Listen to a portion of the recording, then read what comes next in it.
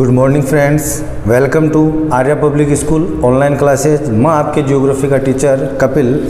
आज हम नए चैप्टर की शुरुआत करते हैं ज्योग्राफी में। पार्ट बी के अंदर पहला चैप्टर है भारत की जनसंख्या, वितरण, घनत्व एवं वृद्धि। तो ये जो चैप्टर है इसमें हमें तीन बात पढ़नी है। एक तो भारत की जनसंख्या का वितरण, तो भारत की जनसंख्या का वितरण कहाँ कहाँ पे है, मतलब भारत की जनसंख्या कैसे फैली हुई है, कहाँ कम है, कहाँ ज़्यादा है ना, और कहाँ मध्यम है। तो इस प्रकार जनसंख्या का वितरण हमें पढ़ना है। दूसरी बात हमें पढ़नी है इस चैप्टर में जनसंख्या का घनत्व। घनत्व क्या होता है कि 1 किलोमीटर में निवास करने वाले व्यक्तियों की संख्या को क्या कहा जाता है, घनत्व। ठीक है ना, कि एक क्षेत्र में मतलब कितना क्षेत्र, उसमें कितने लोग निवास कर रहे हैं, ये क्या होता है, घनत्व होता है।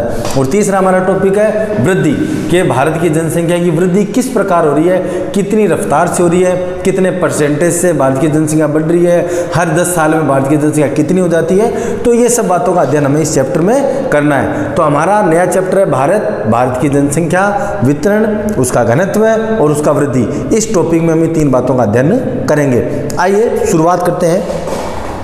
किसी भी राष्ट्र का विकास उसके प्राकृतिक व मानवीय संसाधनों पर निर्भर करता है। कोई भी देश है ना, उन सभी देशों का, चाहे वो कोई भी देश हो, उन देशों का जो विकास है तो उनका विकास किस पर निर्भर करता है, प्राकृतिक व मानवीय संसाधनों पर निर्भर करता है। प्रकृति ने आपको कितना सब कुछ दे रखा है, प्रकृति ने आपको क्या दे रखा है, उस पर आपका विकास डिपेंड करता है। जिस प्रकार हम सऊदी अरेबिया की बात करते हैं, सऊदी अरेबिया के पास कितना पैसा है, वो पैसा इसलिए है क्योंकि प्रकृति ने उसको जमीन के नीचे क्या दे रखा है, पेट्रोल दे रखा है। तो दुनिया में सबसे ज्यादा तेल सऊदी अरेबिया के पास है, और अगर तेल सऊदी अरेबिया के पास है तो उसके पास पैसा भी ज्यादा है। तो जितनी भी अरब कंट्री है, उन सब अरब कंट्रियों के पास पैसा है। उनके पास पैसा क्यों है, क्योंकि उनके पास प्राकृतिक संसाधन है। कौन सा प्राकृतिक संसाधन है, उनके पास तेल है। तो किसी भी देश का विकास उसके प्राकृतिक संसाधनों पर निर्भर करता है, और उसके साथ साथ मानवीय संसाधनों पर भी निर्भर करता है। मानवीय संसाधनों का मतलब है कि आपके देश में कितने लोग पढ़े लिखे हैं, वो किस प्रकार का रिसर्च कर रहे हैं। जैसे इसका उदाहरण है अमेरिका।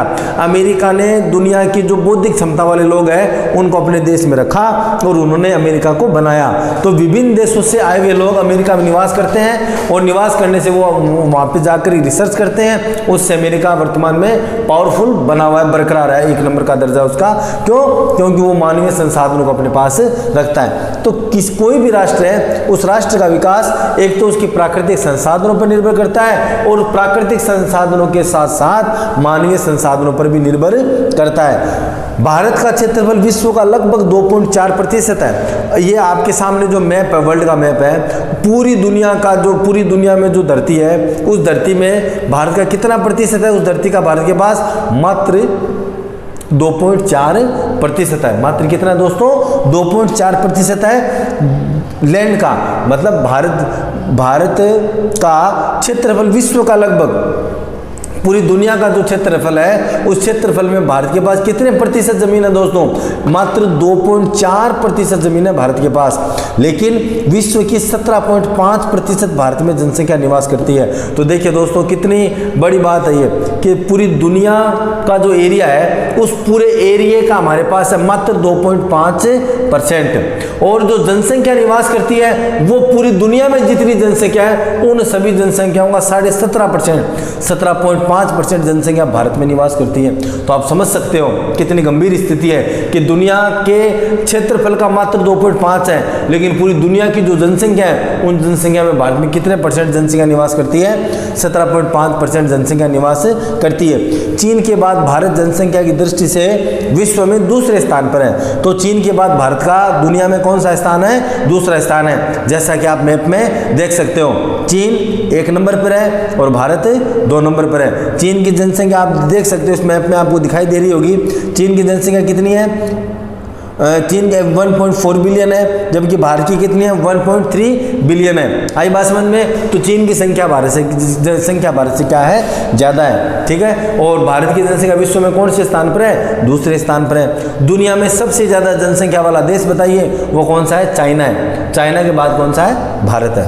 आई बात समझ में। तो दोस्तों इस पैराग्राफ में हमने ये पढ़ा कि किसी भी राष्ट्र का विकास उसके प्राकृतिक व मानवीय संसाधनों पर निर्भर है, दुनिया के क्षेत्रफल का भारत के पास कितना है? 2.4 है, लेकिन जनसंख्या का भारत के पास कितना है? 17.5 है। ठीक है, चाइना के बाद भारत दुनिया में कौन सा स्थान रखता है? दूसरा स्थान रखता है, जहां भारत की जनसंख्या कितनी है? 121.01 करोड़ है। तो वर्तमान में भारत की जनसंख्या कितनी है दोस्तों? 121 करोड़ जनसंख्या है किसकी? भारत की। ठीक है, भारत की जनसंख्या कुल कितनी है? 121 करोड़। और देखिए अब आगे बात करते हैं हम इस जनसंख्या के चैप्टर में। ये देखिए, संसाधनों की अपेक्षा जनसंख्या का अधिक घनत्व होने के कारण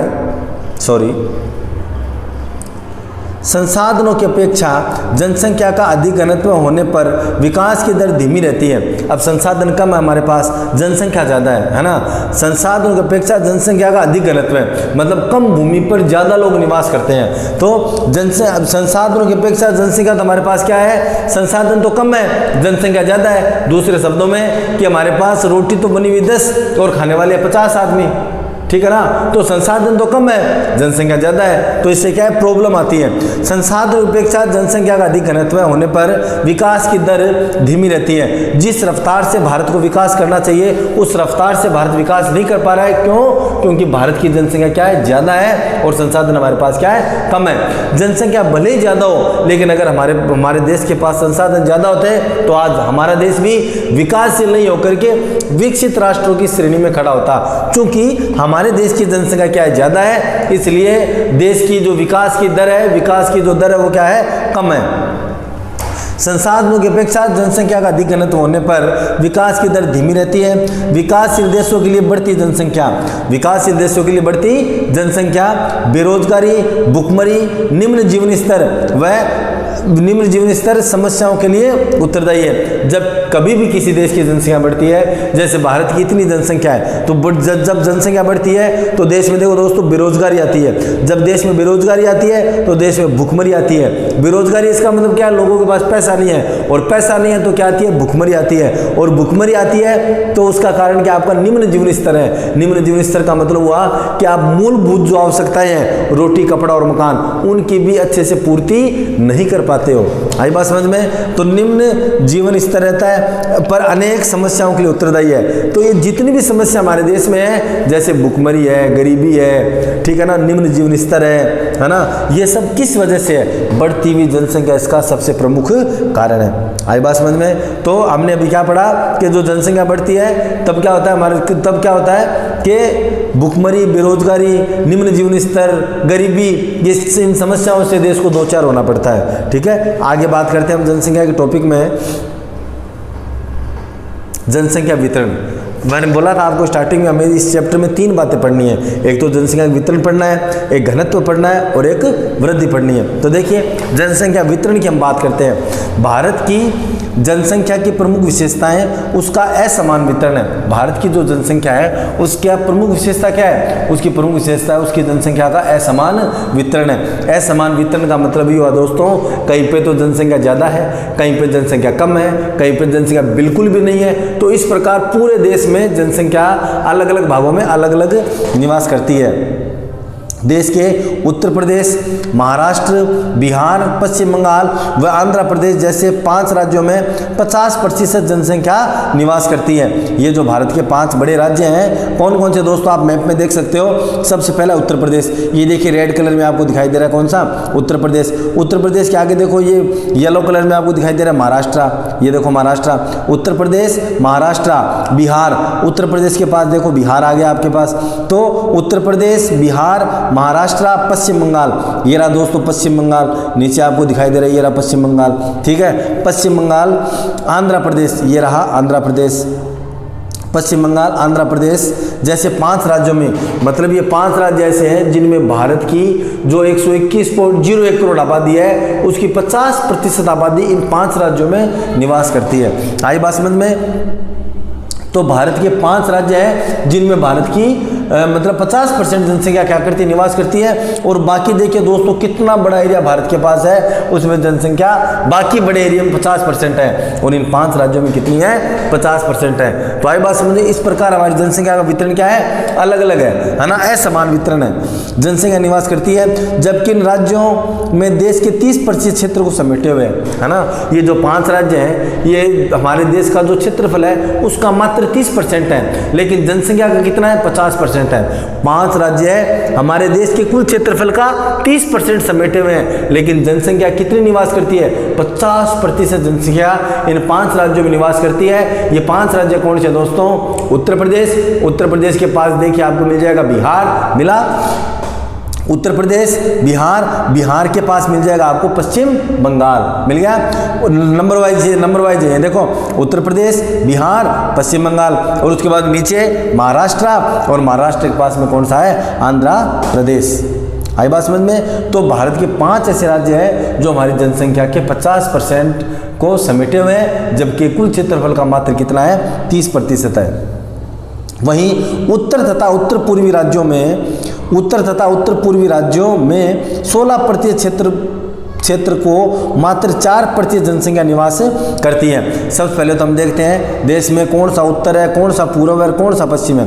देखिए मैंने पहले भी आपको ज्योग्राफी में बताया है, ऊपर वाला भाग कौन सा होता है, उत्तर, नीचे वाला भाग कौन सा होता है, दक्षिण, आपके राइट साइड वाला भाग कौन सा होता है, पूर्व, आपके लेफ्ट साइड वाला भाग कौन सा होता है, पश्चिम। आई बात समझ में, ऊपर वाला उत्तर, नीचे वाला दक्षिण, राइट साइड वाला पूर्व, लेफ्ट साइड वाला पश्चिम। तो ये क्या कह रहा है, ये भी ये कह रहा है आपसे कि भारत, वहीं भारत के पूर्वी राज्यों में, पूर्व किस साइड हुआ दोस्तों, अभी बताइए, ये वाली दिशा कौन सी है, पूर्व है। तो भारत के उत्तर पूर्वी राज्यों में, तो ये तो रहा पूर्व, ठीक है, और ये ऊपर रहा उत्तर। तो ये उत्तर पूर्वी जो राज्य है, ये वाले जो राज्य हैं, ठीक है, ये वाले जो राज्य हैं, उत्तर पूर्वी राज्यों में 16% क्षेत्र भारत का इनके पास है। उत्तर पूर्व राज्यों में कितने प्रतिशत क्षेत्रफल है भारत का, 16% क्षेत्रफल है, लेकिन जनसंख्या का कितना है, जनसंख्या मात्र कितनी है, 4% है। क्षेत्रफल कितना है, ये क्षेत्रफल है 16%, लेकिन ये क्षेत्र कितना है, ये क्षेत्रफल है 16%, लेकिन जनसंख्या कितनी है, जनसंख्या मात्र है 4%। आई बात समझ में, जनसंख्या मात्र 4% है, निवास करती है। वितरण की दृष्टि से हम हमारे देश को 3 भागों में बांट सकते हैं। आई बात समझ में। अभी तक हमने क्या पढ़ा दोस्तों, अभी तक हमने पढ़ा है कि भारत की जनसंख्या का जो वितरण है वो बहुत ही असमान है। भारत के 5 राज्यों में 50% जनसंख्या निवास करती है, जबकि उन राज्यों का जो क्षेत्रफल हमारे देश का कितना है, 30% है। जबकि उत्तर पूर्वी राज्यों में, उत्तर पूर्वी जो राज्य है वो 16% क्षेत्र को घेरे हुए हैं, लेकिन वहां पे मात्र 4% जनसंख्या क्या करती है दोस्तों, निवास करती है। ठीक है, आइए आगे बात करते हैं हम।